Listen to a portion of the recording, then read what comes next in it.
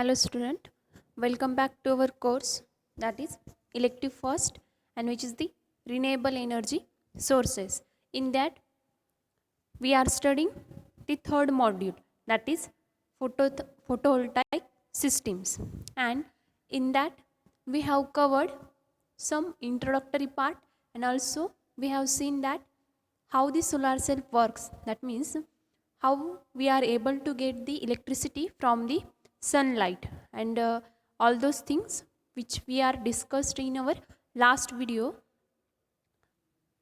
videos. And now in this video we start with the next point, that means the solar cell acts like a PN junction diode. That means there is a material for the construction of the solar cell, and which is the semiconductor material.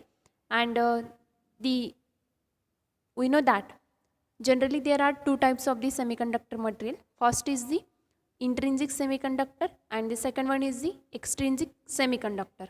Intrinsic semiconductor is a pure form of the semiconductor, and extrinsic semiconductor is an impure form of semiconductor. That means there is a doping, there is a trivalent doping or pentavalent doping. Depending on that, there are two types of the extrinsic semiconductor, and which are n-type semiconductor and p-type semiconductor.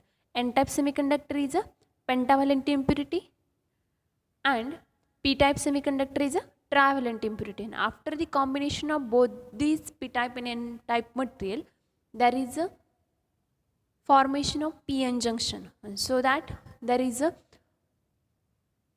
two main steps in a solar cell as we discussed in our previous video. That means if we incident the sunlight on the solar cell, there are two important steps. First is the creation of electron hole pair, and second one is the recombination of electron and hole pairs. So that as we discussed in our previous video, when we incident the solar light or sunlight on the solar cell, it get absorbed and there is the excitation of the electron from valence band to conduction band in the semiconductor material, and the formation of the electron hole pair. And due to formation of the electron hole pair, there is a separation. That means at the one side there is an electron, and at the another side is the hole. That means there is a diffusion of the electron hole pair in their corresponding region, and due to separation of the electron hole pair, there is a electric field, and so that this electric field constitute a current. And in this way the current or electric field or electricity is obtained from the sunlight, and all these discussed in our previous video. Now in this video we start with the solar cell equivalent circuit. The solar cell can be equated to a constant current source. That means we know that as long as we have sun, we are able to collect the solar energy. That means we are able to convert it into the form of electricity, and this phenomena is similar to the constant current source. That means we are able to obtain the current from the solar radiation constantly, and so the solar cell can be act as a constant current source. That means it is able to the solar cell is able to obtain the current continuously or constantly. So this solar cell can be equated to a constant current source. A simple equivalent circuit for the ideal solar cell is shown in a following figure. That means the below figure, that means equivalent circuit of the solar cell, that means the constant current source, and which is formulated in the circuit form. The solar cell is placed in a parallel with a ideal diode. As we discussed in a previous video, the solar cell, there is a formation of PN junction in the solar cell, and which is same like a diode. That means in the diode there is a formation of PN junction, and which is similar to the solar cell. So we can use here ideal diode for the circuit formation. And in the figure there is a ISC. ISC means the short circuit current, and which is the maximum current obtained from the solar cell, and this current when the open circuit voltage is 0. Open circuit voltage is the, we will discuss it in this video but later, so we will see that point in that concept. So only remember that where ISC is the short circuit current and there is a diode, that is an ideal diode, and the current through the diode is the ID, and the solar cell is placed with the parallel with the diode and which is shown in the circuit, where RSH and RS are the two resistance. That means this resistance helps to complete the circuit in a proper way, where RSH is the shunt resistance and RS is the series resistance, and the current through this circuit or RS resistance is the I, and there is external load, that means the load is connected at the output. So this is the equivalent circuit of the solar cell, and which acts as a constant current source. The amount of current generated by light source is proportional to the intensity of light. As we discussed in our previous videos, the intensity of solar light is high. If the intensity of solar light is high, then the current which is obtained from the solar cell is also high. That means there is a direct relationship between the intensity of light and current obtained from the solar cell. This current is called short circuit current, that is ISC, short circuit current, and which is the maximum current which can be obtained from the solar cell. The resistance RS is the series resistance and RSH is the shunt resistance. That means as shown in the figure, the RSH is the shunt resistance. That shunt means parallel resistance, which is parallel to solar cell as well as the diode, and RS is the series resistance. So these are the two resistance resistances. For good solar cell, the series resistance should be very small and the shunt resistance should be very large. That means if we have to construct the proper or good solar cell, then the construction is a such way that the series resistance should be very small. That means the series resistance allowed to pass the current in a large amount. That means for the this feature is applicable for the good solar cell, and the shunt resistance should be very small, shunt resistance should be very large. That shunt resistance means the resistance which is parallel to the diode and the solar cell. So these are the two basic requirement for the good solar cell. Now after that we will see the IV characteristics of the solar cell. As we discussed all about the solar cell which acts as a constant current source. Now we start with the IV characteristics of the solar cell. There is a PV characteristics also, but we are not going in detail, only we see the IV characteristics of the solar cell. So let's see. The IV characteristics of solar cell is shown in the figure. That means this is the IV characteristics of the solar cell under dark and light condition. That means during daytime and night time, how the solar cell show its performance, which is shown in the graph. The red line in the graph shows the under light condition, and the black line shows the graph of under dark condition. So this is the IV characteristics of the solar cell.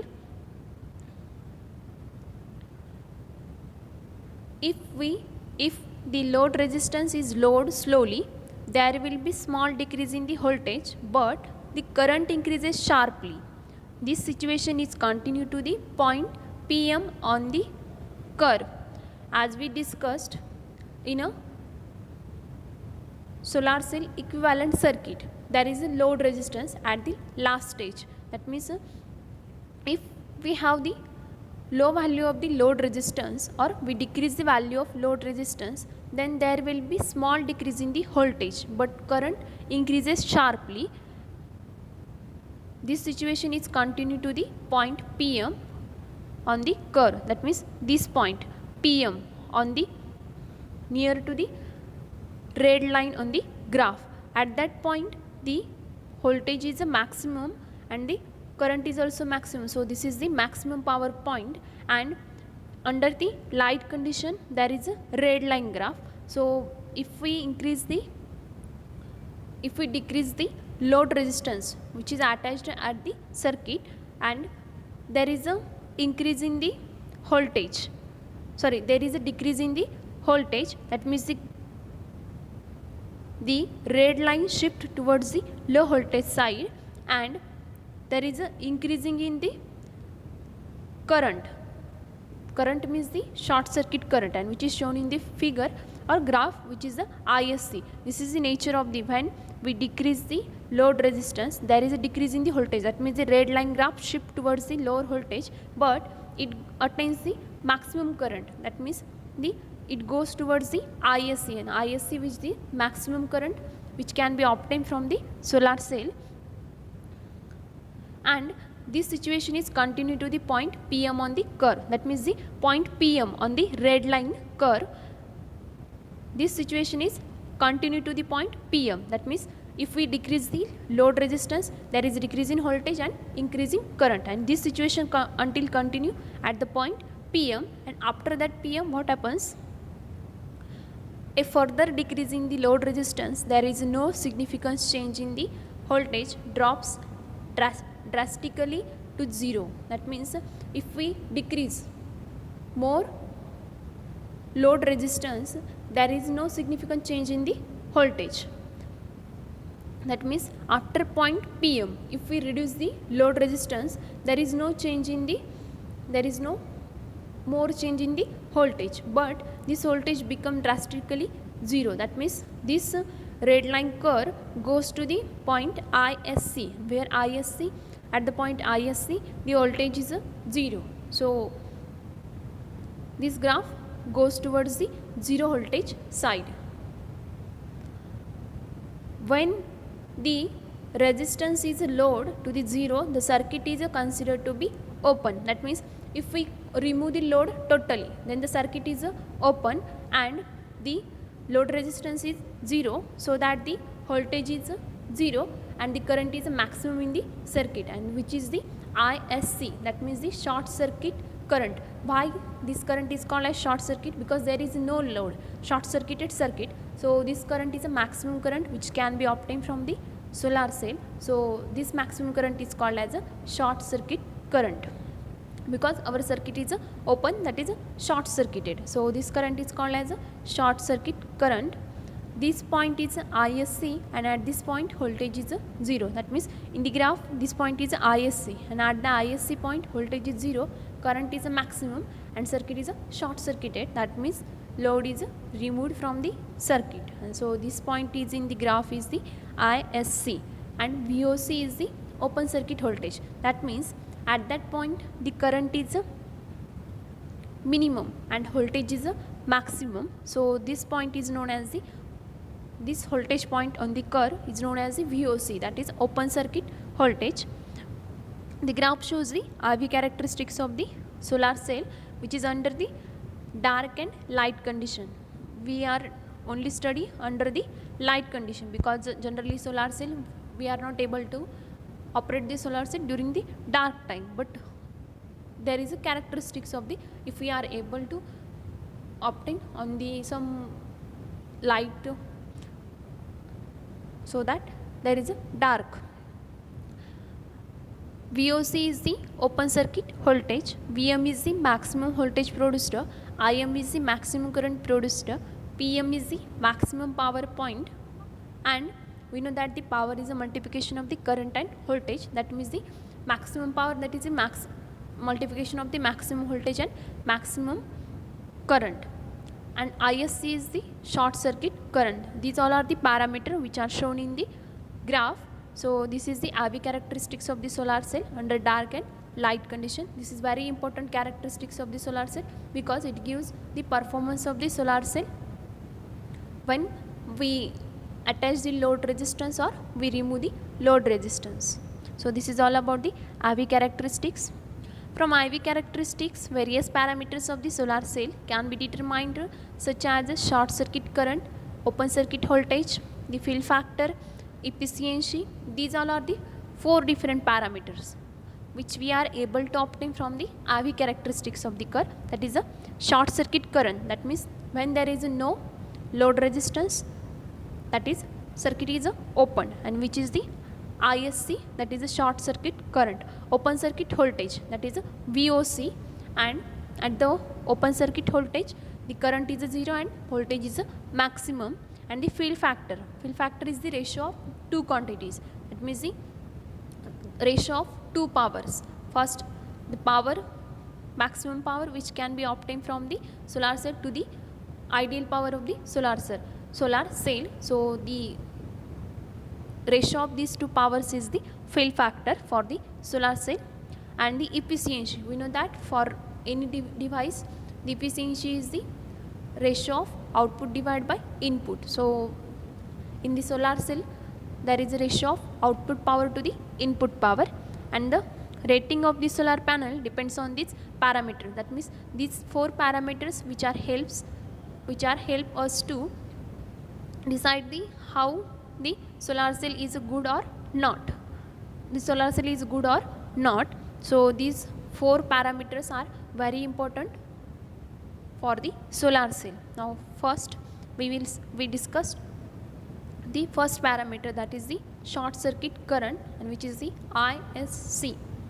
The short circuit current is the current through the solar cell when the voltage across the solar cell is 0, that is when the solar cell is short circuited. As we discussed in the IV characteristic of the solar cell from the graph of the IV characteristics, the short circuit current is the current where the voltage is 0. That means if we decrease load resistance, or if we totally remove the load resistance, then there is 0 voltage and the maximum current which can be obtained from the solar cell, and this current is known as the short circuit current. At that point or at that time the load is completely removed from the solar cell. That means the circuit is the equivalent circuit for the solar cell is open, that is a short circuit solar cell, which acts like a circuit for the short circuit solar cell. So this current is known as the short circuit current. It is the output current from the solar cell when the load resistance is much smaller than the device impedance. Device impedance means as shown in the equivalent circuit of the solar cell, there are two resistances. First is the shunt resistance and second one is the series resistance, and the total is the we can say for that device impedance, and there is the last resistance or load, that means the load resistance. So the load resistance is very small or totally removed from the circuit, then and then we are able to obtain the output current from the solar cell, and which is the maximum current. So this current is known as the short circuit current. That means this situation can be obtained when the load resistance is completely removed or the load resistance is much smaller than the device impedance. So this is the short circuit current. The short circuit current and the light circuit current are identical. That means the names are same, names are different, but the concept is the same for the short circuit current and the light circuit current. That means they are the same. The short circuit current is the largest current which may be drawn from the solar cell. That means this current is at the 0 voltage, and which is the maximum current which can be drawn from the solar cell. Now the second parameter is the open circuit voltage and denoted by VOC. The open circuit voltage VOC is the maximum voltage available from the solar cell, and this occurs at a 0 current. That means the open circuit voltage is the voltage when we have the 0 current, and this is the maximum voltage available from the solar cell. So this voltage is called as the open circuit voltage. It is defined as the output voltage obtained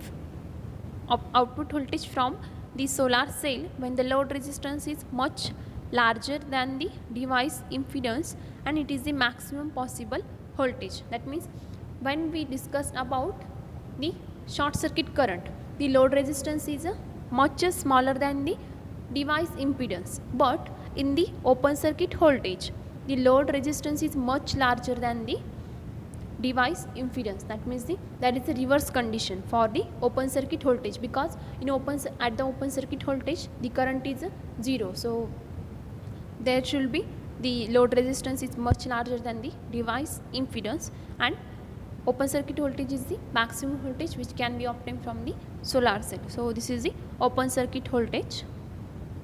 Now the next parameters are the efficiency and fill factor, that means power output and the conversion efficiency. So let's see. The maximum power that can be derived from the device is given by P max is equal to Vm into Im, that is Im. The maximum power, that means when we are able to obtain the maximum power,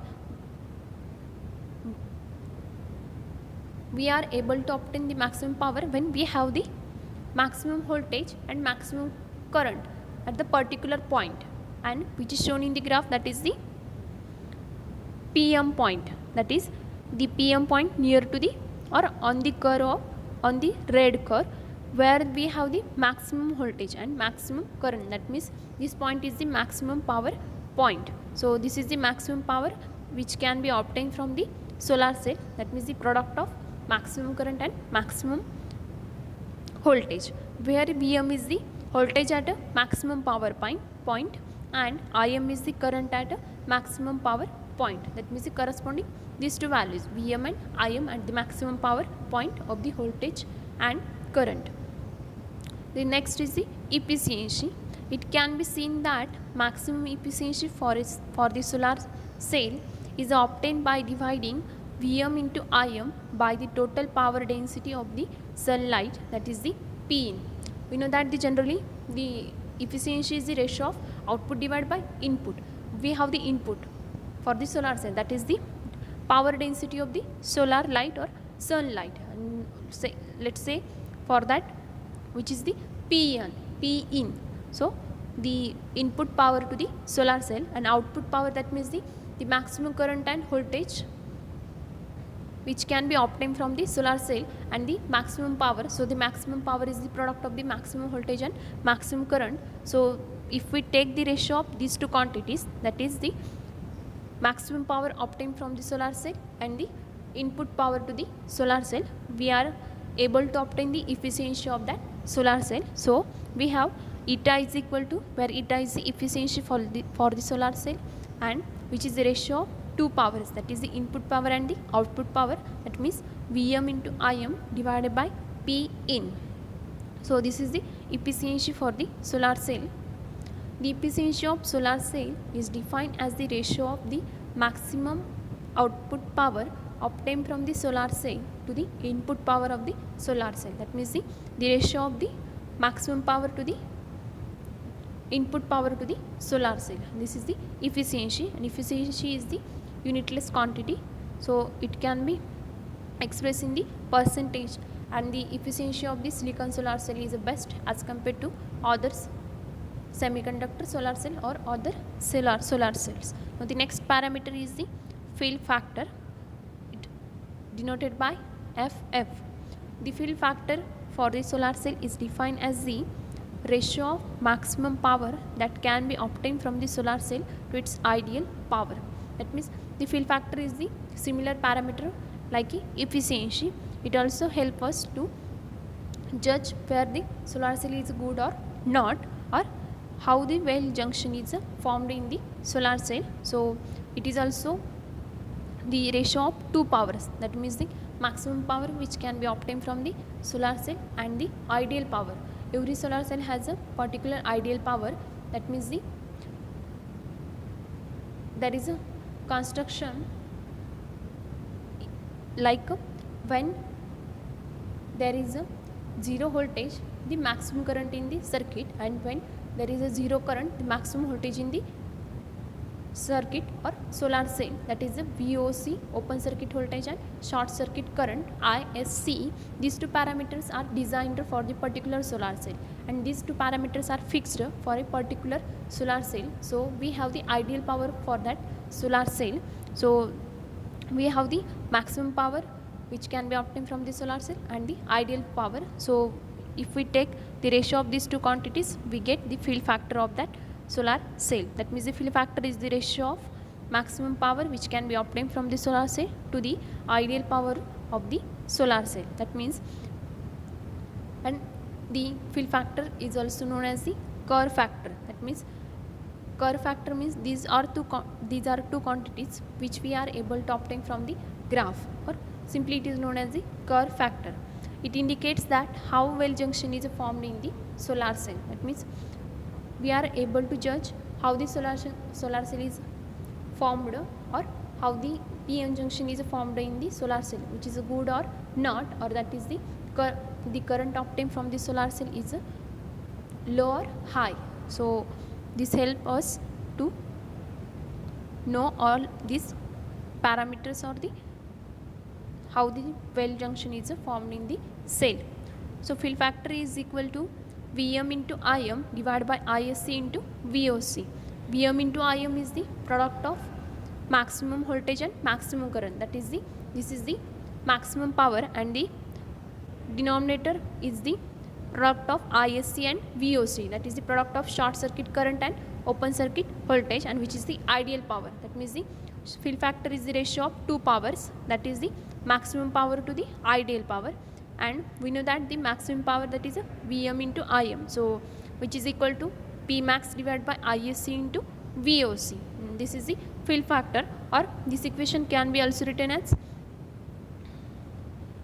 P max is equal to Isc into Voc into fill factor. That means if we take the denominator towards the LHS, so we are able to obtain the P max. That means the P max is equal to fill factor into Isc into Voc, where Isc is the short circuit current for the solar cell and Voc is the open circuit voltage for the solar cell.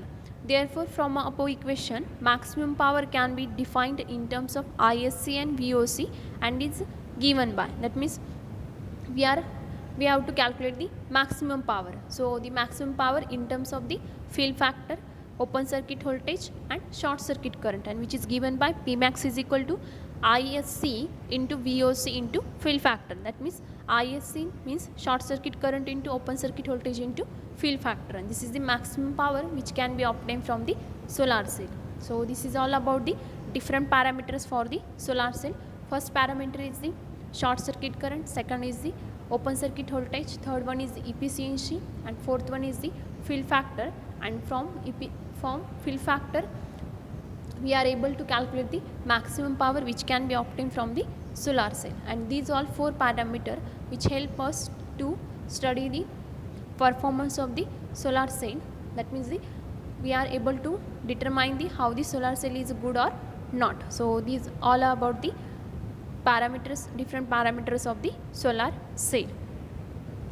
So in our next video we will continue with next point, that means the limitation to the photovoltaic efficiency. In this video we discussed about the different parameters, particularly the efficiency of the solar cell and how the solar cell acts as a constant current source and the IV characteristics of the source. And in our next video we start with the limitation to the photovoltaic efficiency. That means there are different parameters which affects the efficiency of the solar cell. So we will get the less efficiency, but the efficiency for the silicon solar cell is the best. So generally we use the silicon solar cell. So all this we will discuss in our next video. So in that video we will continue with that.